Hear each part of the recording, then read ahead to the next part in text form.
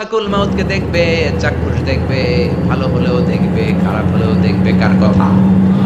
ভালো মানুষ যদি হয়, আল্লাহওয়ালা যদি হয়, ইসলাম প্রিয় যদি হয়, ডানপন্থী যদি হয়, মৃত্যুর সময় মালাকুল মাউত আলা সূরাতি শাবিন আলা আহসানি সূরা, একজন যুবকের আকৃতিতে চমৎকার ধবধবে সাদা একটা জুব্বা পরে জান্নাত থেকে জান্নাতি কাফন নিয়ে হানুত মিন হানুতিল জান্নাহ, জান্নাতের সুগন্ধি নিয়ে মুমূর্ষু রোগীর মাথার সামনে এসে বসে যায় আর দেহটার ইঙ্গিত করে বলে, ইয়া আইয়াতুহান নাফসুত তাইয়্যিবা, ও পবিত্র আত্মা।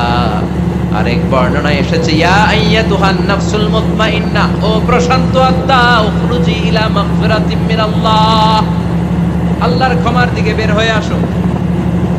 উখরুজি ইলা মাগফিরাতিম মিনাল্লাহি ওয়া রিদওয়ান, আল্লাহর ক্ষমার সন্তুষ্টির দিকে রূহটা বের হয়ে আসো। স্মুথলি বলার সাথে সাথে মুমিনের দেহ থেকে রূহটা বের হয়ে আজরাইলের হাতে চলে যায়।